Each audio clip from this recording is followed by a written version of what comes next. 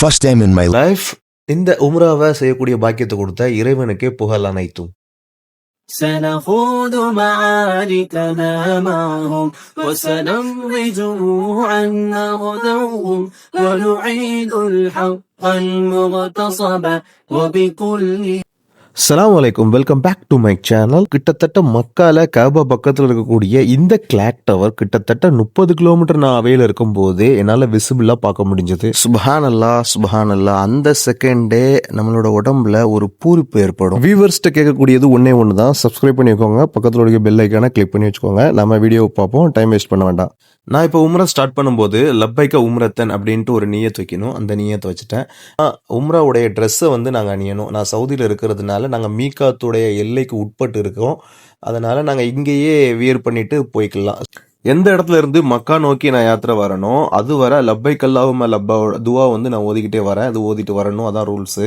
Once Mecca reach ஆன உடனே நமக்கு வந்து என்ட்ரன்ஸ் பார்த்தீங்க அப்படின்னா 79வது நம்பர் என்ட்ரன்ஸ் இருக்கும். இதுதான் வாசல். இந்த வாசல் வழியாக தான் நம்ம வந்து காபாவை வந்து நம்ம சென்றடைய முடியும். நான் இங்கே பிளான் பண்ண டைம்னு பார்த்தீங்க அப்படின்னா மஹரிப் சலாவை தான் நான் பிளான் பண்ணேன். கரெக்டாக மஹரிப் சலாவுடைய பாங்கு சொல்லும் போது மக்காவுடைய என்ட்ரன்ஸுக்கு நான் உள்ளே வந்துட்டேன். ஸோ பள்ளிவாசலுக்குள்ளே நுழையும் போது நம்ம நம்ம பள்ளிவாசலுக்குள்ளே நுழையக்கூடிய துவாவை ஓதிட்டு உள்ளே கிளம்பிடணும்.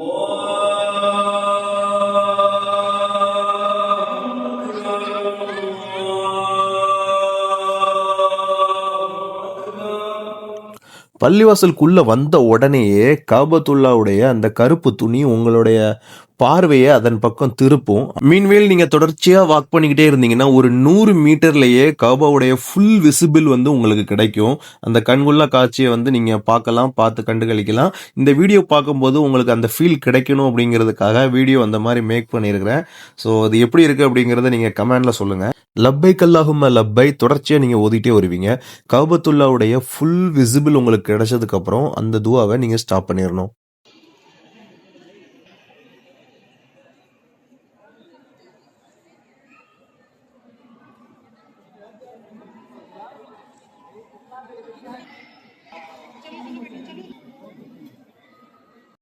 சுபஹானல்லா. கூட்டத்தை பார்த்தீங்களா, எவ்வளோ கூட்டம் இருக்குது பார்த்தீங்களா. இந்த கூட்டத்துக்கு வந்து லிமிட்டே கிடையாது.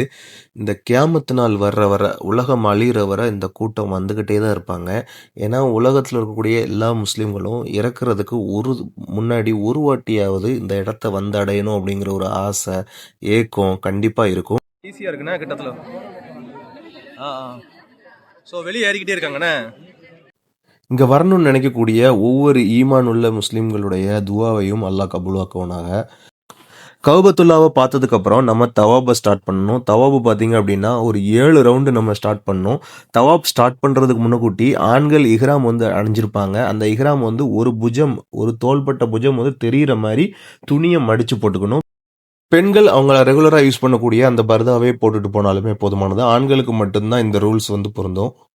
தவாஃப்னா என்னென்னா, இந்த காபத்துல்லாவை சுற்றி ஒரு ரவுண்ட் அடித்து வரமா, அதே மாதிரி ஒரு 7 ரவுண்ட் அடிப்பாங்க. அதுக்கு பேர் தான் தவாஃப் அப்படிம்பாங்க. இந்த தவாஃபோட நோக்கம் என்னன்னு பார்த்தீங்கன்னா, நமக்கும் அல்லாஹ்க்கும் இருக்கிற அந்த பொருத்தத்தை அதிகப்படுத்துறதுக்காக தான் இந்த தவாஃப் வந்து நம்ம செஞ்சுக்கிட்டு இருக்கோம்.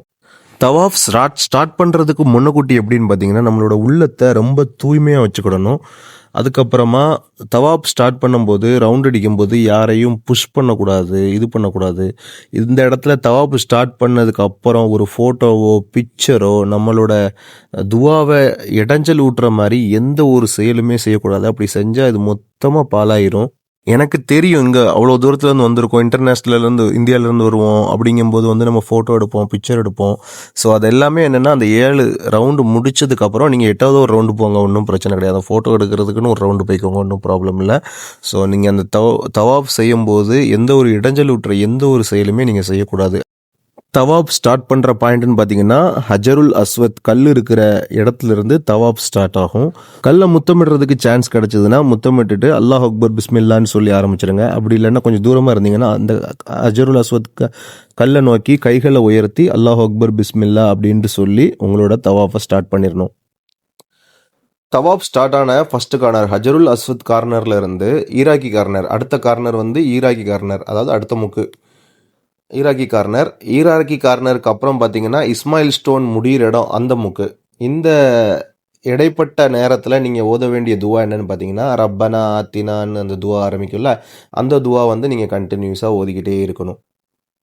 அடுத்த ஸ்டெப்புன்னு பார்த்தீங்க அப்படின்னா எமினி கார்னர் ஸ்டார்ட் ஆகும். அந்த எமினி கார்னர் ஸ்டார்ட் பண்ணுறதுக்கு முன்னாடி அந்த முக்கில் இருந்து சிரியன் கார்னர் டு அஜருல் அஸ்வத் அதுக்கு இடையில தான் எமினி கார்னர் இருக்கும். இந்த இடைப்பட்ட நேரத்தில் நீங்கள் என்ன ஓதணும்னு பார்த்தீங்க அப்படின்னா, உங்களுக்கு யாரை மனசில் நினச்சிட்டோ அவங்களுக்காக நீங்கள் துவா வந்து கண்டினியூஸாக கேட்டுக்கிட்டே இருக்கணும்.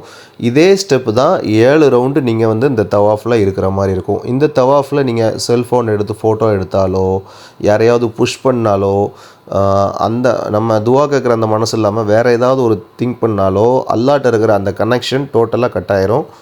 தவாஃப் ஒவ்வொரு ரவுண்டுக்கும் நீங்கள் துவா கேட்க கேட்க உங்கள் கண்களில் இருந்து உங்களை அறியாமலேயே கண்ணீர் சார சாரையாக கொட்டும். ஸோ அந்த மாதிரி ஒரு பாக்கியத்தை எல்லாரும் அடையிறதுக்கு அல்லாஹ் வந்து கபூல் செய்வானாக. நீங்கள் 7 ரவுண்டு தவாஃப் முடிச்சதுக்கப்புறம் இந்த மக்காவுடைய கேட் இருக்குது பார்த்தீங்களா, ஹரமுடைய கேட்டு, அந்த கேட்டுக்கு ஆப்போசிட்டில் இருந்து ஒரு 2 ரக்காயத்தை வந்து நீங்கள் நஃபில் தொழணும். அந்த தொழுகை எப்படின்னு பார்த்தீங்கன்னா, அல்ஹம்து சூரா ஃபஸ்ட்டு ரக்காயத்தில் அல்ஹம்து சூரா, அதுக்கப்புறம் குல்யா ஐயூஹல் காஃபிரூன் அந்த சூறாவோட ஃபஸ்ட்டு ரக்காயத்து முடியும். 2வது ரக்காயத்து அல்ஹம்து சூரா குல்ஹுல்லா ஓகது. இது சொல்லிவிட்டு 2 ரக்காயத்தை வந்து நீங்கள் தொழுது முடிக்கணும். இப்படி இந்த முறைப்படி நீங்கள் செய்தால் தவாஃபு டோட்டலாக வந்து முழுமை பெறும். அடுத்ததாக ரொம்ப ரொம்ப முக்கியமான விஷயம், எல்லாரும் இந்த ஹஜருல் அஸ்வத் கல்லை வந்து முத்தமிடணும்னு நினைப்பீங்க. அதில் கஃபாவுடைய அந்த துணியை தொடணும்னு நினைப்பீங்க. ஆனால் அது வந்து கூட்டத்தில் சான்ஸ் வந்து ரொம்ப கம்மி. நிறைய பேர் இறந்துருக்கிற வாய்ப்புகள்லாம் அங்கே அதிகமாக இருந்திருக்கு. நான் இருக்கும்போதே ஒருத்தர் நெத்திலெல்லாம் ரத்த கரையோடு வந்துக்கிட்டு இருந்தார். காரணம் என்னென்னு பார்த்தீங்கன்னா, அந்த கூட்டத்தில் போட்டு நச்சு எடுத்துருவாங்க. ஸோ உங்களுக்கு ஸ்டாமினா இருந்துச்சு, உங்களுக்கு பவர் இருந்துச்சுன்னா நீங்கள் போய் அஜருல் அஸ்வதை தொடுறதுக்கு முயற்சி பண்ணுங்கள். அதர்வைஸ் உங்கள்ட்ட ஸ்டாமினா இல்லை, கொஞ்சம் தளர்ச்சியாக தான் இருக்கீங்க அப்படின்னு நீங்கள் நினச்சிக்கணும். உங்களுக்கு ஃபீல் ஆகும்ல, அப்படி ஃபீல் பண்ணீங்க அப்படின்னா கண்டிப்பாக அது பக்கத்தில் போகாதீங்க. நம்ம ரொம்ப ரிஸ்க்கு. ஸோ நான் இந்த வாட்டி போகும்போது என்னால் தொட முடியலை. எனக்கு தெரியும் என்கிட்ட ஸ்டாமினா இல்லை, நான் உள்ளே போனால் நசுங்கி நான் இதாகிருவேன் அப்படின்ட்டு. ஸோ அதனால் தொடலை. நீங்கள் அவாய்ட் பண்ணிடுங்க. ஸ்டாமினா இருந்துச்சுன்னா உள்ளே போய் தொட்டு முத்தமிட்டுக்கோங்க. இதெல்லாம் பண்ணி முடிச்சா உம்ரா கம்ப்ளீட் ஆயிருமான்னா கிடையவே கிடையாது. அடுத்ததாக சஃபா மருவாவுடைய தொங்கோட்டம் இருக்குது, அதை பார்ப்போம். கௌபாவுடைய டோர்ல இருந்து அப்படியே ஆப்போசிட்ல லெஃப்ட் சைடு போனீங்கன்னா சஃபா மருவாவோட பாயிண்ட் வரும். அதை போகும்போதும் ஹரம் நல்ல விசிபிளாக தெரியும். நல்லா பார்த்துக்கிட்டே போகலாம், நல்லா கண்டு கழிச்சிட்டே போகலாம். அப்படி போகும்போது ஃபர்ஸ்ட் விசிபிள் ஆகுறது என்னன்னு பார்த்தீங்கன்னா, சஃபாவுடைய மலை தான் விசிபிள் ஆகும். இதுதான் சஃபாங்கிற பேர் கொண்ட மலை. இந்த மலையை பார்க்கும்போது எனக்கு பர்சனலாகவே புல் அரிக்கும். ஏன்னா அந்த பேர் எனக்கு அவ்வளோ பரிச்சயமான பேர். தொங்கோட்டம் ஆரம்பிக்கிறதுக்கு முன்னுக்கூட்டி சஃபா மலையிலிருந்து கௌபா வந்து நல்ல விசிபிள் ஆகும். அதனால கௌபாவை பார்த்து ஒரு துவா வந்து ஓதணும். இன்ன சஃபா அல் மருவத்தை மின் சைரில்லா, இந்த துவா வந்து தொங்கோட்டம் ஆரம்பிக்கிறதுக்கு முன்னுக்கூட்டி ஓதணும். துவா முடிஞ்சதுக்கப்புறம் சஃபா மலையிலிருந்து மருவாவுக்கு போகிறதுக்கான வழி வந்து அங்கே இருக்கும். மருவா அப்படின்ட்டு ஒரு ஏரோபோர்ட் இருக்கும். அந்த பாதையில் நம்ம வந்து செல்லணும். சஃபாதிலேருந்து மருவாக்கு போகிறத ஒரு ரவுண்டும், மருவாவிலேருந்து சஃபாக்கு வருததை 2 ரவுண்டும் அப்படி கணக்கு பண்ணணும். அப்படி கணக்கு பண்ணி இந்த இடத்துலையும் ஒரு 7 ரவுண்டு அடிக்கணும் நம்ம. இதுதான் மருவாவுடைய மலைப்பகுதி.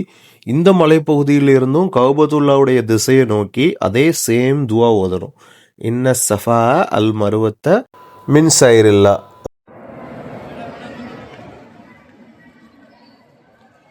இந்த போகிற வழியில் நடுவுலையே இது மாதிரி க்ரீன் லைட்டு போட்டு ஒரு பாதை கொடுத்துருப்பாங்க. அந்த க்ரீன் லைட் எதுலேருந்து ஆரம்பித்து எது வரை முடியுதோ அது வரை இந்த ஓடுதாங்க பார்த்தீங்களா, இந்த வீடியோவில் காட்டின மாதிரி இப்படி தோல் புஜங்கள் குலுங்குற அளவுக்கு அப்படியே சின்னதாக ஜாக்கிங் போகிற மாதிரி ஓடணும். சஃபா மருவாவுடைய தொங்கோட்டம் முடிகிற இடம் எதுன்னு பார்த்தீங்கன்னா மருவா மலைப்பகுதியில் முடியும். அதில் தான் இந்த கேட் இருக்கும். இந்த கேட் வழியாக நம்ம வெளியே போகணும். ஸோ மொத்தமாக நம்ம தவாஃப் பண்ணது, அதுக்கப்புறம் இந்த சஃபா மருவா ரன்னிங் ஆனது, இது எல்லாமே சேர்த்து மொத்தமாக நாங்கள் பண்ணது 9 கிலோமீட்டர் வரை வந்தது. சரி, தவாஃப் முடிச்சாச்சு, தொங்கோட்டம் முடிச்சாச்சு, உம்ரா முடிஞ்சிடணுமா பார்த்தா கண்டிப்பாக முடியாது. அடுத்ததான் மொட்டை போடணும். சிறந்தது மொட்டை போடுறது, அப்படி இல்லைன்னா முடியை வந்து கட் பண்ணுறது. 2வது உம்ரா 3வது உம்ரா போனவங்கெல்லாம் சும்மா முடியை கட் பண்ணி விடுவாங்க. மொதல் உம்ரா முடித்தவங்க வந்து மொட்டை போடுவாங்க. ஸோ இந்த வெளியே இந்த கடை காமிச்சிருக்கா இல்லையா, இந்த கடைலாம் பார்த்திங்கன்னா ஃப்ரீயாகவே கட் பண்ணி விடுவாங்க. மொட்டை போடுறதுக்கு வந்து ஒரு 10 ரியால் வாங்குவாங்க. இந்த ப்ராசஸ்லாம் முடிஞ்சதுக்கப்புறம் தான் உம்ராவோட டோட்டலாக நம்ம கம்ப்ளீட் பண்ண முடியும். ஸோ உம்ராவை கம்ப்ளீட் பண்ணதுக்கப்புறம் அந்த ரூம் பாருங்க ஒரு ஃபீலு அல்ஹம்துலில்லாஹ் அப்படி ஒரு நிம்மதி கிடைக்கும். உண்மையிலே நீங்கள் செஞ்சு பாருங்கள், அந்த நிம்மதியை வந்து நீங்கள் ஃபீல் பண்ணுவீங்க. இந்த வீடியோ வந்து ஒரு ஃபீல் அண்ட் எக்ஸ்பீரியன்ஸ் வந்து உங்களுக்கு கண்டிப்பாக கிடச்சிருக்குன்னு நம்புகிறேன். ஸோ அப்படி தான் வீடியோவை மேக் பண்ணியிருக்கிறேன். முடிஞ்ச அளவுக்கு ஏதாவது தப்பாக பேசியிருந்தால் மன்னிச்சுக்கோங்க. ஸோ இந்த வீடியோ அவ்வளோதான். உம்ரா பற்றின ஃபுல் டீட்டெயில்ஸ் வந்து இதில் இருக்காது. ஏன்னா நான் லப்பைக்க உம்ரத்தன் அந்த நியத்து ஏன் வைக்கணும், இஹ்ராமுடைய அது எப்படி கெட்டணும், அதுக்கப்புறம் அந்த லப்பைக் அல்லாஹும்ம லப்பை வந்து சொல்லிக்கிட்டே வரணும், அதை ஏன் சொல்லிக்கிட்டு வரணும் அப்படிங்கிறது டீட்டெயில்ஸ் எல்லாம் நான் அதில் கொடுக்கல. அது சம்மந்தமான வீடியோஸ் வேணும்னா நீங்கள் சொல்லுங்கள், நான் ஃபுல்லாக மேக் பண்ணி போடுறேன். அது டைம் ரொம்ப எடுக்கும், வீடியோ நிறைய பேர் பார்க்க மாட்டாங்க அப்படிங்கிறதுக்காக தான் அப்படி பண்ணேன். ஸோ மீண்டும் அடுத்த வீடியோவில் சந்திப்போம். பை பாய், அஸ்ஸலாமு அலைக்கும்.